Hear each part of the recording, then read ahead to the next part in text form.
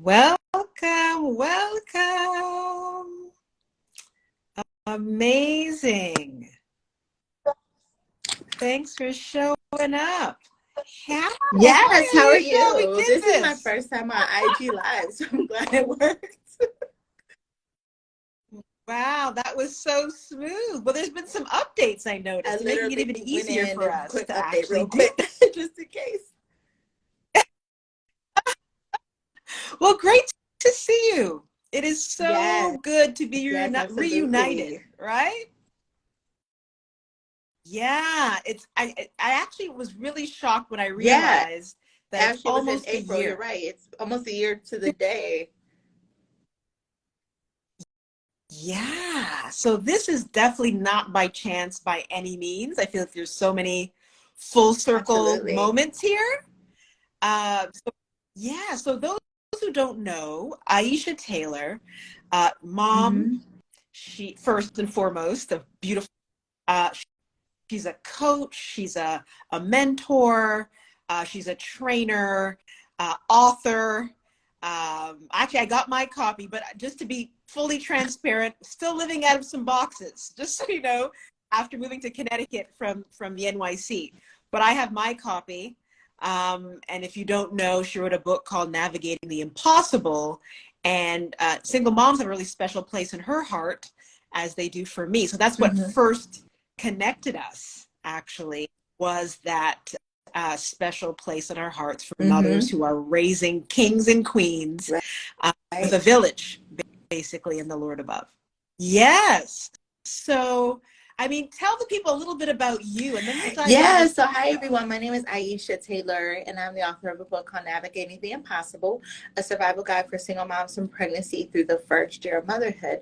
And really, what I did is it's so funny, and it's just kind of a recent development. And so sometimes, and we're going to get into the talk about forgiveness. So sometimes we can look at our pain more than our purpose, right? And sometimes we can hold on to where God had us and refuse to move forward into what He's calling us to do. So recently, I actually pivoted my brand because I've been in the single mom space since probably 2016 or so, for a really long time. And so the Lord had been, well, I felt like the Lord had been saying, like, lean in to the single moms who are facing and experiencing unplanned pregnancies. And so it's funny because that's what the book is really focused on, is really helping them to navigate that pathway forward. And I resisted it. I'm like, I'm already doing the single mom thing. I don't need to niche down into that. Like, no. All right, I'm just going to keep talking about finances. And that's still a big piece of what I do. And so I do teach single moms about personal finances. I walk with them on how to create their pathway forward after experiencing an unplanned pregnancy, and really allowing them to land right. That's what I like to call it, land right. Because if we don't, we can end up hampered with bitterness, unforgiveness, pain. It can impact our finances, it can impact our health, it can impact our relationships, so many different things. And so I'm just really on a mission to just help these single moms, especially those who are experiencing an unplanned pregnancy, to navigate life moving forward. Of course, finances is still a big piece of what I do. Thank you for Thank you. all that you do, first and foremost, because we help a mom. When we help a mom, we are helping not Mm-hmm. only their children, right? You're helping them, then you're helping their children, and then there's their children's children and their children's. You're Absolutely. helping generationally when you Absolutely. help a mom, right? Especially the moms who don't necessarily have the support Right. of a significant And we other see it, in their and we life. see it, people talk It, about generational poverty, right? Or generational curses. But there's also the flip side of that, right? There's generational blessings, right? There's generational wealth. Like, there's a lot of good things. And so we have to choose what we're going to focus on. Are we going to focus on the bad? Are we going to let stereotypes define us? Are we going to let our pain define us? Or are we going to lean into God's promises for our lives? Beautiful. And you just hit a chord for me, because that's something that that's one of my other bigger assignments, is to reframe that narrative, the single mothers, because you tend to only see that one Mm-hmm. side, the downtrodden, the the mother leeching on welfare. That's typically what you see in media. And I'm Right. not saying that doesn't exist. You're right. There's that side of it. However, there are so many single moms who have turned their pain into purpose, who have actually triumphed and are doing amazing things in the world, right? To make a difference. So what you just said there so powerful on so many levels, that we both have slightly different, different ways of supporting the single mom, but the ultimate goal in the end is to not only heal and empower the women, Absolutely. but also our society and how they view single, right? And having said that, because you touched on quite a few things, there's a holistic appeal to dealing with forgiveness, as we're about to dive into, because forgiveness actually, or the lack thereof, whether it's self or others, how it impacts us emotionally, physically, relationally, financially. So interestingly enough, you had invited me on to speak at your summit last year. It was the coolest thing. It was called the Single Mom Faith Summit, right? And you brought in speakers from all different disciplines. And we happened to have a convo. I know, right? And it was transformational. And it was the first I really spoke at I think the most in depth about forgiveness at the time. And something got on you. Do you want to share what really, what I transpired? realized that I have been holding on to unforgiveness. And I joke about it, but not really in the book, right? I say I joke about it because it's kind of funny, but I say not really because it was very true. And so for me, I wrote about in the book, I said how forgiveness really needs to be a part of your walk. And I said, I'm the type of person, I do not forgive. And I would hold on to it like a badge of honor. Like, God forgives, but I don't, right? That's the type of attitude that I had towards forgiveness. Or I'll forgive, but I will never forget, meaning I will hold it over your life forever, not really forgiving. And then I say this in the book, like I'm the type of person where, how the Bible says how many times you have to forgive, so many times 10, the 70 times 7. I said, 490. And then on 491, I can be like, Lord, go get that person, right? Like that's the type of attitude towards I had towards forgiveness. And after your session, I realized that unforgiveness was hurting me, right? It was hurting me. It wasn't hurting the person who I was angry at. I realized that I was still angry at this one girl who was mean to me in the 6th grade. I am super grown, super grown. So like, why am I still angry at somebody who made me mad when I was 12? Like that makes no sense. And so there were just so many things that I just began to question in my own life.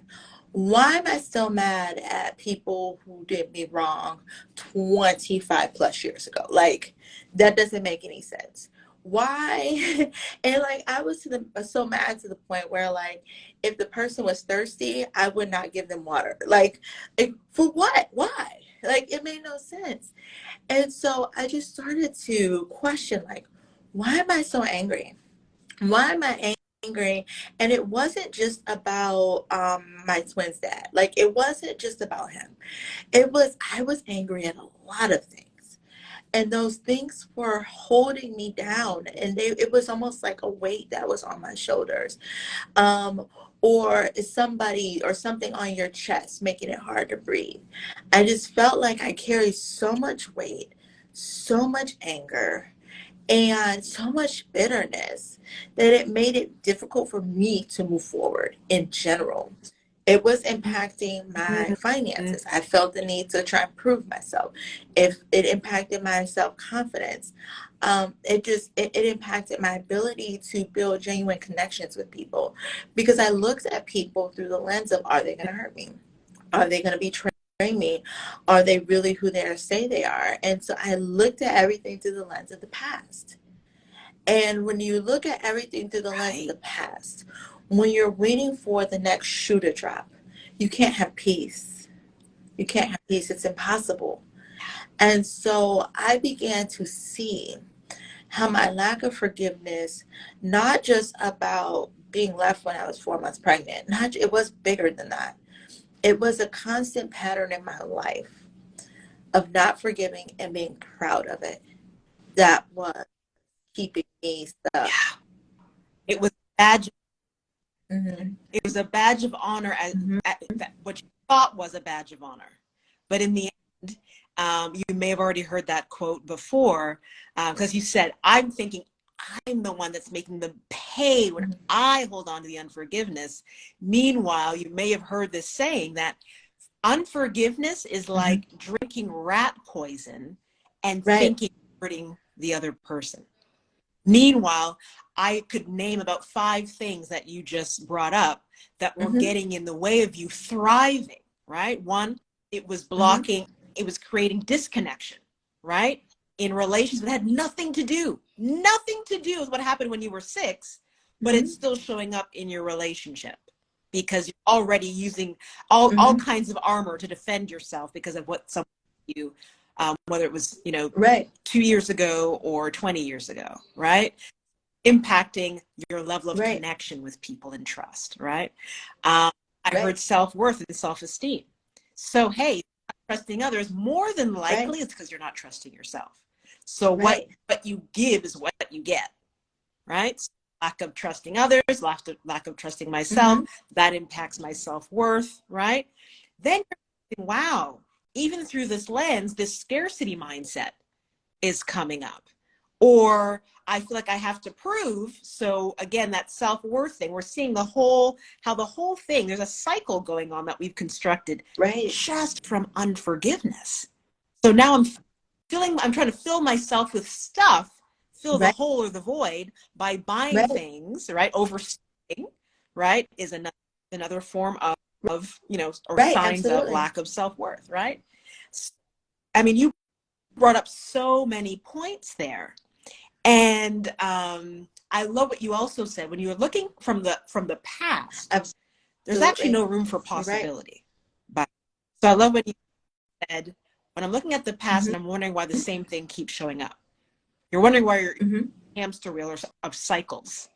Meanwhile, when you can shift, as you said, when you shift where you're focusing, so if you start focusing on future and what you do want to create in your life, not what Right. already happened, we can't control that. That's already in the past. It's when we actually shift our lens to the future, what we do want. Absolutely. That's where the And you know what's possibility so lives. interesting? So, one of my new favorite shows, like I know I'm super late to this, but one of my new favorite shows is The Chosen, right? So I literally binge watch it with my kids. Ah, And there is this episode on The Chosen, and I made a whole YouTube video about this. And it was beautiful to really be able to see it depicted, right? About, what it could have looked like when Jesus was at the pool of Bethesda to heal the paralyzed man who had been paralyzed for a very long time. And so Jesus walks up to the person. This is in John chapter 5, verses 1 through 9. Jesus walks up to the person and says, "Sir, do you want to be healed?" And the guy was like, I try, I don't have anybody to carry me, and everybody always gets in the pool before me. And I love the way they depicted it in The Chosen, right? Because Jesus is almost like, I didn't ask you all that. Like, I asked you, do you want to be healed? And the guy is like coming up with all I these asked. reasons, right? And then, he says that this is his scripture. He says, get up, take up your bed and walk, right? Take up your mat and walk. And it was so profound. Like, I've heard that story multiple times, right? But for whatever it was just the back and forth that they did it on The Chosen. I ended up going and reading the Bible. And I was just like, just convicted. And as you're talking about unforgiveness, it's reminding me of this, right? Because I think about it within the context of single moms. Do we want to be healed? Of course we do. Of course, however it is that somebody became a single mom, whether it's, with me, an unplanned pregnancy and their dad walked out, whether it's through divorce, whether it is through widowhood. Most times when somebody becomes a single mom, it's not planned. It's not intentional. It's not what the person pictured life was going to be. So there's a lot of hurt. associated with becoming a single mom from the beginning, right? Because usually it's a result of unrealized expectations for what the future is going to hold, to be honest. And so we can say we want to be healed. I remember from the time I was pregnant, of course I wanted to be healed. Of course I didn't want to be bitter. Of course I didn't want to be angry. Of course I didn't want to live in this space of resentment. But instead of saying yes to that question, I gave up with all the reasons why I couldn't be healed. Oh, well, he left. He made me feel like an ant, right? He destroyed my self-worth. He destroyed my self-esteem. Oh, the friends who said that they were going to be here and walk with me and help me, they abandoned me.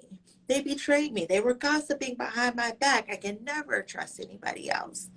Oh, I can just do this by myself. And, granted, I do have an amazing support system in my family, but I refuse to let anybody else help me because I just expected that they would betray me.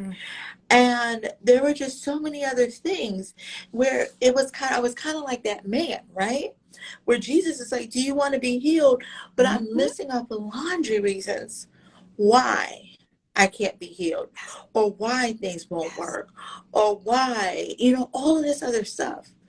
And it ended up being focused on the past and what didn't work. And what you were saying, we have to begin to look at the possibilities. And when I began to shift my focus to the possibilities, that's when things opened up. But I could not see the possibilities until I began to forgive, change the narrative, and stop that woe is me violin story. What you just said there is so powerful and central to the concept of forgiveness, because at the end of the day, it's a choice. It's a choice. So when you said, do you want to be healed?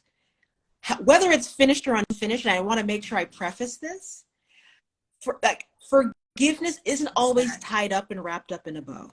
It doesn't mean her children's father came back and apologized and now she's going to forgive. It may or may not happen, for example. But at the end of the day, you can still choose forgiveness. And so by choosing responsibility, and this takes a lot of maturity, by the way, a lot of growth and maturity to be able to say, I'm responsible for it all. Like whatever I'm experiencing right now, actually, I still get to choose in every moment. So I can choose to be bitter, anger, and focus on the negativity and who wasn't there. Or I can always choose the opposite. I actually can just literally choose the opposite and create a whole new narrative for my life, which is full of possibility, joy, healing. I get to choose, right?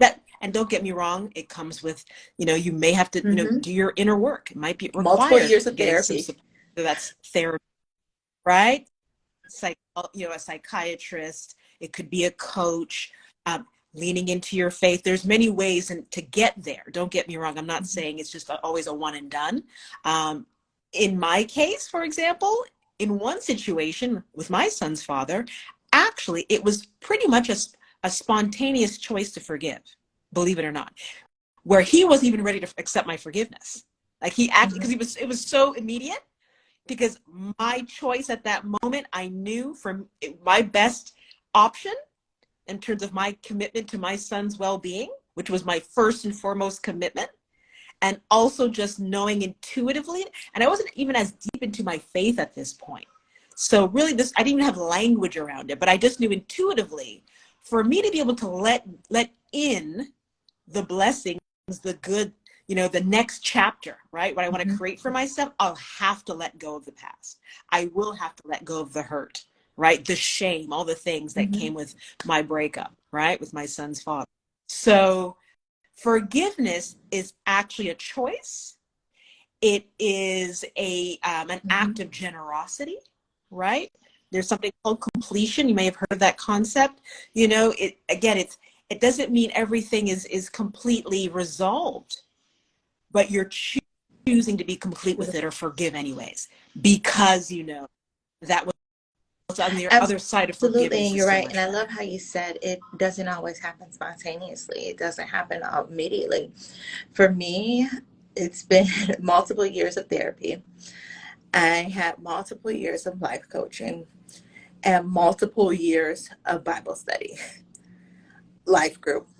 It took all of Mm-hmm. that. Can you repeat, really Mhm. recap that? Just Yeah. what it looks like. Sometimes you're going to need some hmm tools. You're going to need some additional support. Mul- So I heard hmm Yeah. therapy is Years. years of, Life by the coaching. way, hmm Yep. coaching, right?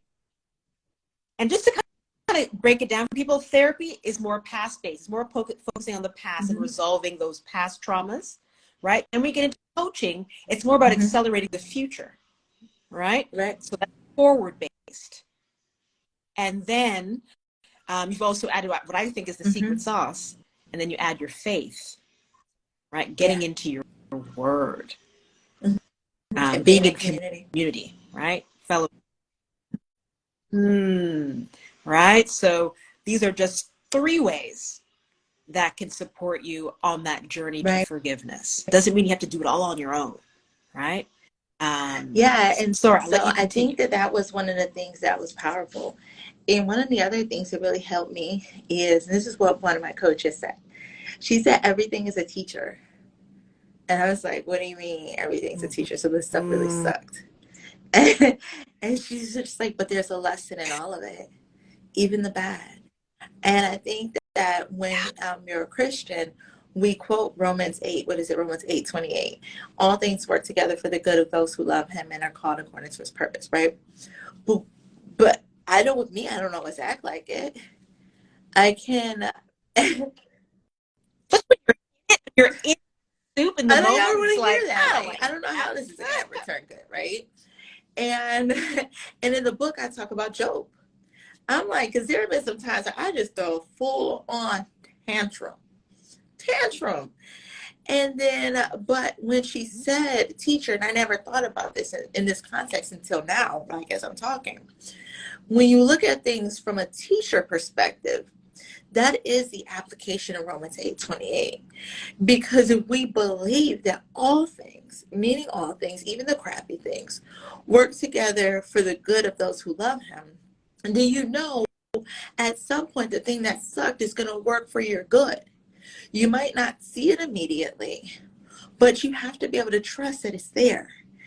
And so some of these things that when she had me start to look at the teachers in my life, right, the crappy things that happen, I began to see how God turned those things around and they were actually worked out for my good. And some of this stuff, I didn't see the good or the turnaround for years. But I began to see that it actually was turned around. Did it take away the hurt? Did it take away the pain? Did it take away the offense? Did it take away certain things that should not have happened? Absolutely not. But what I can choose to do is to focus on the pain, or I can focus on the purpose. I can look at the growth. And the lesson can be as simple as, you know what? I ignore that red flag. I'll never do it again. That's a teacher, because that teacher can help you yeah, from getting involved with something worse, right? And so, yeah, right. it was really interesting when I looked at it from that perspective. It it really is when you look back, right? Maybe in the moment you can't see it, you're like, why me? But then something I also learned along the way is when you're going through those things, when you switched from that why, which it just conjures up victimhood, it hmm conjures up powerlessness, right? Once you switch that Yeah, from why to what and start asking what questions, what is the lesson here? What is God or trying to teach me, or the universe, whatever it is you subscribe to, right? But what hmm is the lesson? What is the wisdom I'm supposed to? Once you change that why to what, yeah, that's again when you go from victim to victor. That's when you go take your power back, because now you're seeking hmm what you're supposed to gain from this. Because actually, wisdom absolutely. comes from experience. That's one thing. the other thing we also know is, how is a warrior built? Like, it's not in a white room with white pillows with feathers, right? Got to go through some stuff. And I absolutely agree with you. I have an actual real life story where, you know, I when I began to understand that where the toughest moments were, the most difficult people in your life, they are your greatest teacher. And I'll never forget the day. It was interesting. This is my son's father. I'll never forget the day when he said to me, this is a few years after our breakup. I'm happy to say, you know, by choosing forgiveness, we've created a beautiful, very healthy co-parenting relationship. We actually just sent our son off to college last year to Georgia State, you know, flew out together and got him settled in, you know, like we did it, you know? But I remember one day when he said to me, Dionne, I don't even know who you are anymore. Oh, thank you. But yeah, that was some of the largest growth that took place in my life was in the healing process and the forgiving process of dealing with and working through, you know, and creating this co-parent relationship after infidelity and after some things that people would think were unforgivable, you know. I mean, I could have taken the easy route. And by the way, I say that's easy, you know, holding on. I had friends who said, let's go key his car. You know what I mean? That would be the easy route. But choosing that higher road of forgiveness, not so, the choice is simple. I didn't say it was easy though, right? But yeah, from that, I found my voice. Like I can tell you all the things that came to fruition that informed my purpose, because absolutely it led me to create a course called The Reset: How to Pivot from Powerless to Purpose. That's not by accident. My company's called Live Your Best Life for You. This just come out of thin air, right? That was all part of the journey that God used along the way for me to be here with you today, which informs my purpose now as he keeps refining it, that my purpose is actually to help other women. And now that's the announcement today. You know, I'm launching a goal to reach at least 100 people. So my 5-week deep dive, that's launching on Saturday, that I am focusing specifically on women over 40. And many people might say why, but I feel, one, I can absolutely relate as a woman over 40. I feel like it's a stage in your life where, one, you've been through some things. By 40, in your mid 40s, you've probably been through a few relationships, a few breakups. You know, you may or may not have children at that point, but you know, you're also a child to someone where you might have had, you know, some childhood traumas with your own parents that you might be still holding on to at 40 something years old. I thought it was a good place to tap in. And it's also a time in your life, I find, and you'll chime in here, where you start reflecting on what's next, like what your legacy is. And if that's the case, if you're looking to really create what is next, your next chapter, that divine assignment, you cannot be holding on to unforgiveness. It will block your vision. It will block your creativity. It will block your blessings. There's so many reasons why there's just certain things that cannot come with you. And one of them is of unforgiveness. And we expect grace from other people. And so I love that, right? Because normally when we're pointing, if you notice my fingers, when we're pointing at somebody else, how many fingers are pointing back at us? 3. Like, there's 3. So we're pointing at somebody else. There's still probably a list of things that we could be looking at. We want forgiveness for, right? We can contribute. We've been contributing to the thing. Yeah. Wow, good stuff. And so now you were telling me that you were at this crossroads right now. You just turned 40. So I'd love to hear where you are and how now this newfound sort of new relationship to forgiveness. Because for those who just hopped on, Aisha and forgiveness were not friends for a very long time. Like, it was not for me. You know? But after a conversation we had, Mm-hmm. it was actually, she was interviewing me on my Mm-hmm. forgiveness, and she got freed up. Mm-hmm. And now you just turned 40. So I'd love to hear from you, since that convo last year, how you've seen you embracing forgiveness has Honestly, I impacted feel you. lighter. I feel lighter. And one of the Mm-hmm. things was, one of the things I didn't, in the beginning, I talked about how I've gone through multiple iterations of even focusing on single moms. And I remember when I felt like the Lord was telling me to shift to single moms. One of the things was, it's so funny, is I'm laughing now, right? Because I think, and I've said this, I remember I hosted a clubhouse room before. I forget what the topic was about. But one of the things that I said is that sometimes the Lord will give you a trailer before you actually are filming the whole movie, right? So the trailer gives you a snippet or a preview to what the movie is going to be about. And sometimes you can mistake the trailer for the movie. And so when I first shifted my business from focusing on single women and personal finances to single moms and finances, I approached the work with a proving mentality. So it was all about, yeah, this guy left, so I'm going to prove that I can be somebody. I'm going to prove him wrong. I'm not these stereotypes. My kids aren't going to be these stereotypes. And if you can hear what I'm saying, it's really, you can hear a lot of unforgiveness in this.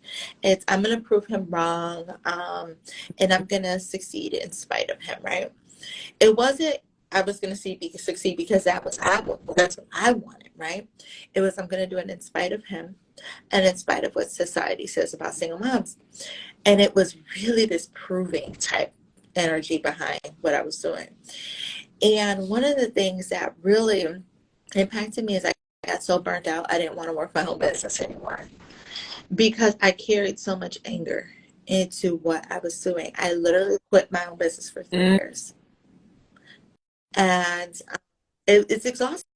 It's exhausting. Proving Mm-hmm. takes a Mm-hmm. lot out of you, It takes a lot out of right? you. And it was so You, exhausting. I quit my own business because I got tired of trying to prove. And it wasn't until when I began to forgive that I picked it up again. And it's interesting, once I leaned more into the forgiveness work, that's when I finally got the courage to release the book, Navigating the Impossible, a Survival Guide for Single Moms from Pregnancy Through the First Year of Motherhood. And it's interesting because it took multiple layers of forgiveness because I might have released it.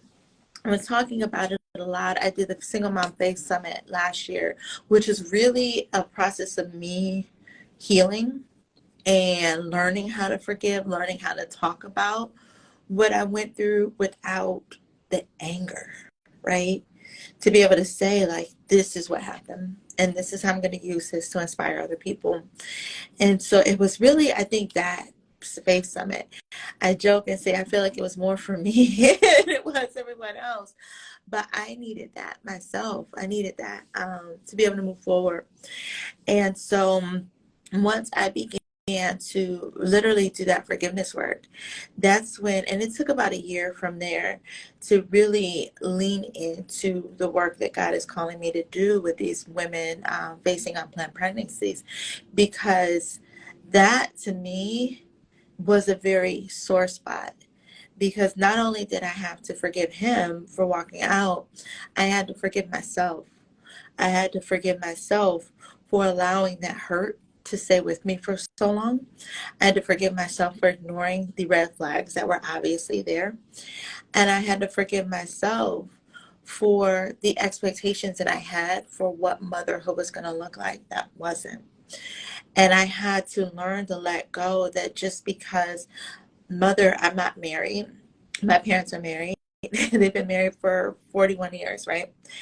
And just because I'm not married, it doesn't mean that I'm less than. It doesn't mean my kids are less than. But it took forgiveness to no longer see my situation through the lens of stereotypes that I needed to prove wrong, but with the possibilities of who I am, who my kids are, who God is, and that we're going to be okay. But it was kind of like we've talked about before, how forgiveness is kind of an iterative process. Sometimes it's sudden, right? For me, it was almost like evolution. So I had one level of forgiveness, but then something would trigger me and I realized I actually needed to go back and forgive again. And it would just kind of iteration after iteration after iteration, onion layer after onion layer after onion layer, more than one situation, more than one person.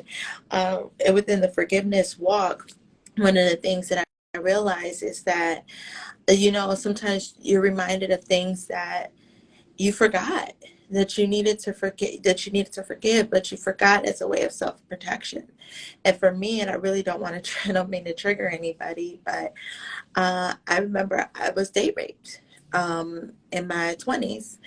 And so for me, that forgiveness journey, I had to confront something that I had forgot about because my brain caused me to forget it for my own self protection in order to move forward.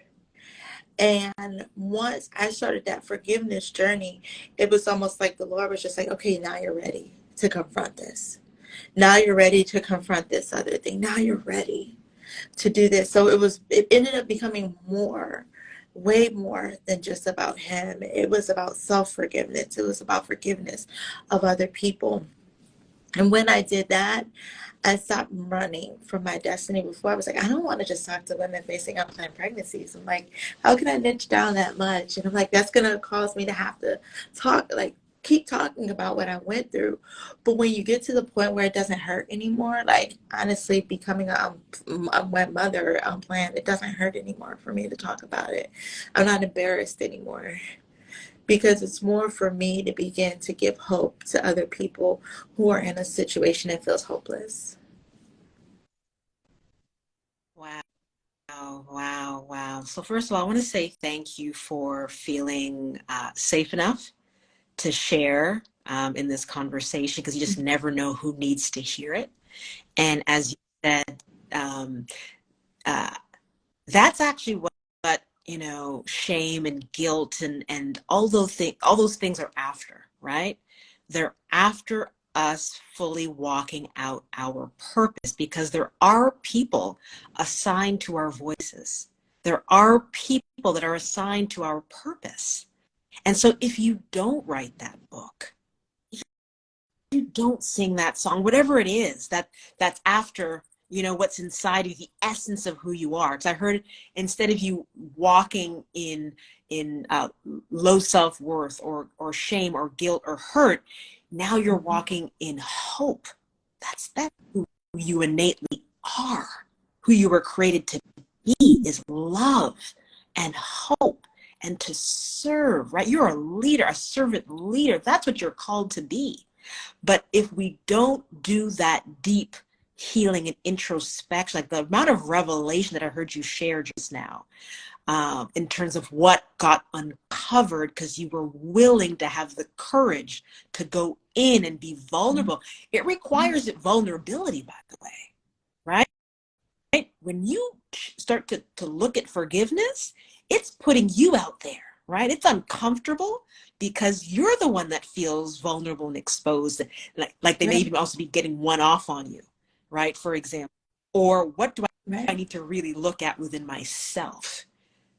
That takes a lot of courage and vulnerability, because now I've got to open myself up to the things that maybe, like you said, Mm-hmm. your body had just literally shut off Mm-hmm. to protect you. And so Yeah. my opening And up it was when I decided to forgive painful. felt like, I cried. I cried. I mm, remember I just drove and then just stopped at a park and just walked the same path over and over and over and over and over and over, just like trying to comprehend everything. And this is what I was saying. It's just like, it doesn't mean that it won't uncover painful things. It doesn't mean that the other person's getting off the hook. It doesn't mean that it never happened. One of the things that I struggle with in terms of forgiving, and this was a barrier for me, I thought that it meant letting the other person off the hook. I thought that my unforgiveness helped the other person accountable. And I thought my unforgiveness made it so that the incident was real. You know what I'm saying? And I thought that Mm. if, Ooh, because Mhm. every time we want to keep replaying it, we actually keep feel. We keep literally bringing Yeah, it back to life, the hurt over and yeah, over again and it every time. felt like, and Yeah. I thought that if I didn't forgive, I thought that if I forgave, it meant that what happened wasn't real or it never mattered. Um, and I'm just like, but it mattered. It Mm. hurt. It happened, right? And so I had to learn that just because I forgive did not mean that it was wrong. It didn't mean that it never happened. It doesn't mean that it minimizes anything. It doesn't mean that the person is let off the hook. What it means is that I'm choosing to no longer allow it to define me and Mm. have a hold over my life. And I'm choosing to no longer keep me stuck. I just It's freedom. I just heard freedom. Like that's all I Mhm. hear is you're free. And there's something else you brought in here because I also heard that physical release, the tears, like allowing Mhm. yourself to have your emotions so they don't have you. Because when you're holding on forgiveness, Mhm. you're actually your emotions have you. When you're actually having your emotions, allowing that release out of your body, like there's so many ways where you talked about how your body was being, Mhm. like that's where we hold our trauma as well. So hearing you walking it out physically, going and walking it out in the park, allowing yourself to physically release the tears, right? So again, you're emptying yourself out of the Mhm. old stuff that's been weighing you down, that you can actually make room for, Mhm. become that empty vessel in the way that God wants Absolutely. to fill you up instead, which is as hope, purpose, love, Right. connection, right? Right. Vision, all of those things. Wow, wow. I mean, I knew we could talk, we could go all day. I can't believe we've already gone an hour. We do have a few people on. I see Obioma just joined us, and I want to make sure I Mhm. get a couple of questions. Um, so Obioma, oh, Obioma, would you like to actually drop your comment in the or question in the chat? I know you just hopped in. We were talking about one. Maybe I'll do a quick summary that forgiveness doesn't always look the same. It's not always a one and done. In some cases, it might be perfectly wrapped up in a bow. You're able to sit down with that person, get closure and clarity, and get the apology and hug it out and be able to move forward.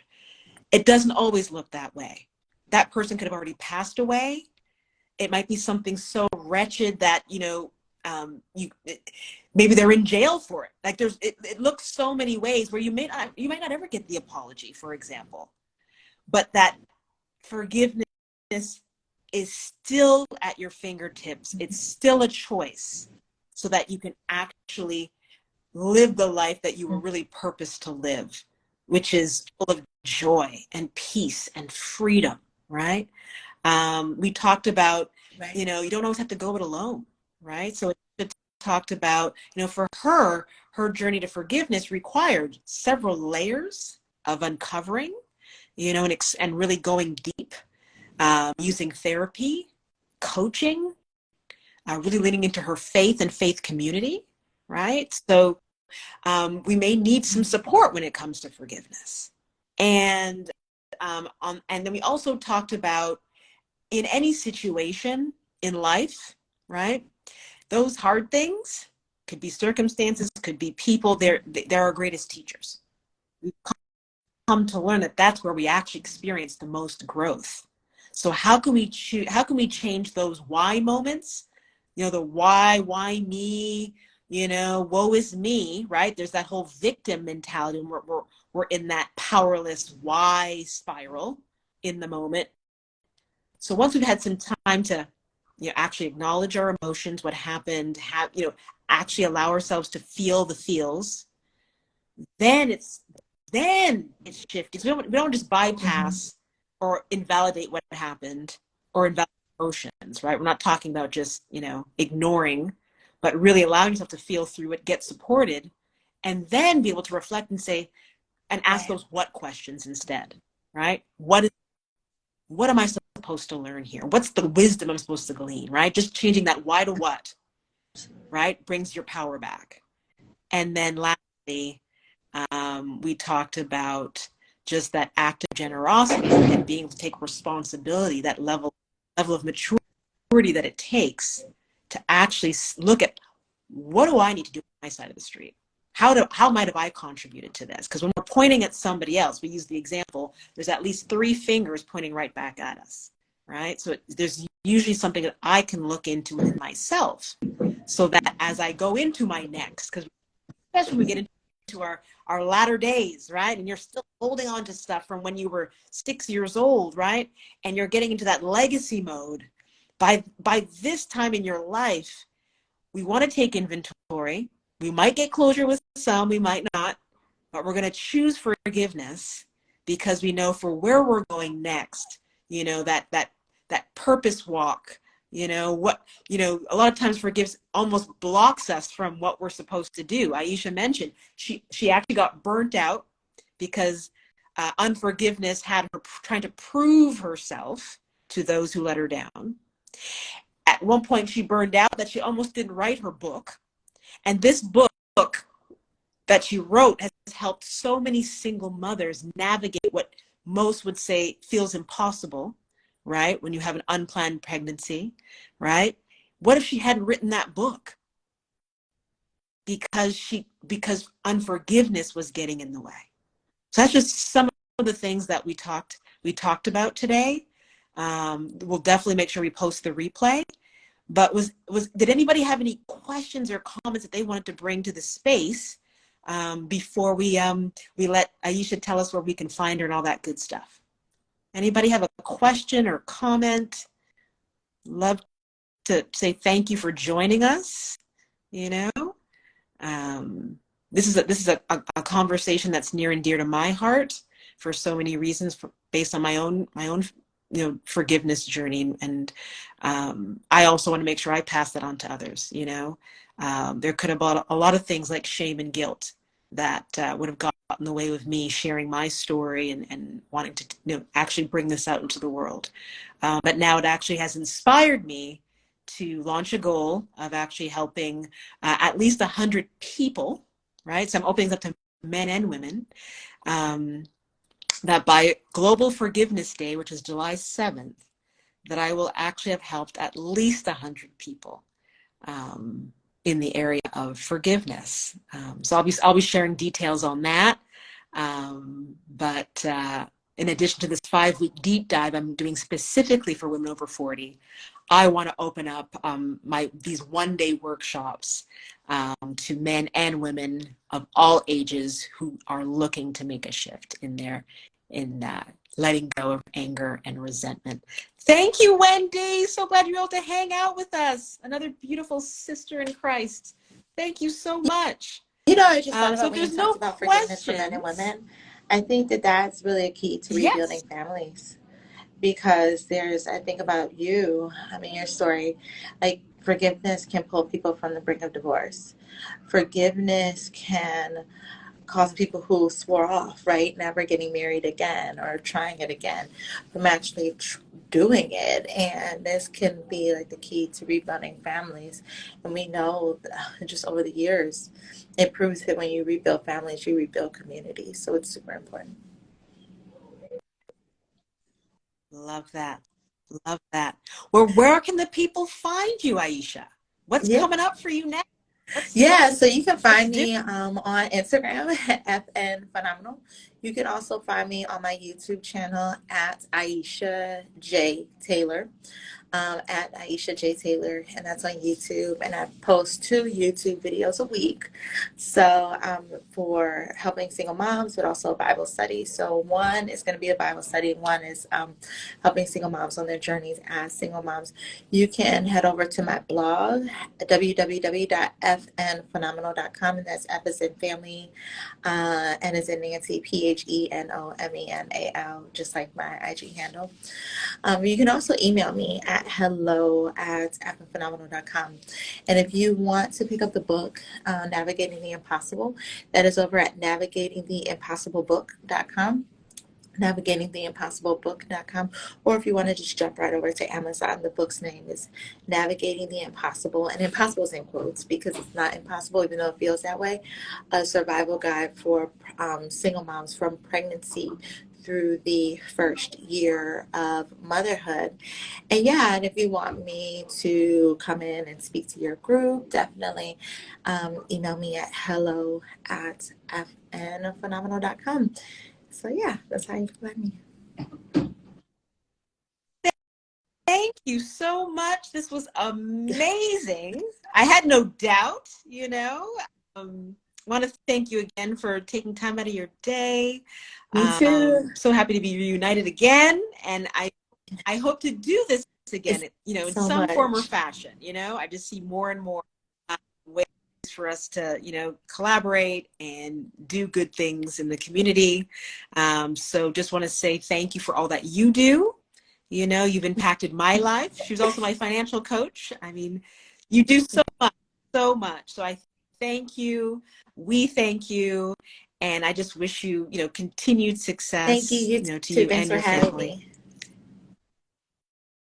You're welcome. Any last words I before we don't think go? so. I just encourage you all. It just forgive. Let it go. Let it go. It's not worth carrying it around. Just let it go. Nice. Yeah. I say forgiving is life-giving. And on that note, have yourself an amazing day full of everyday miracles. Bye.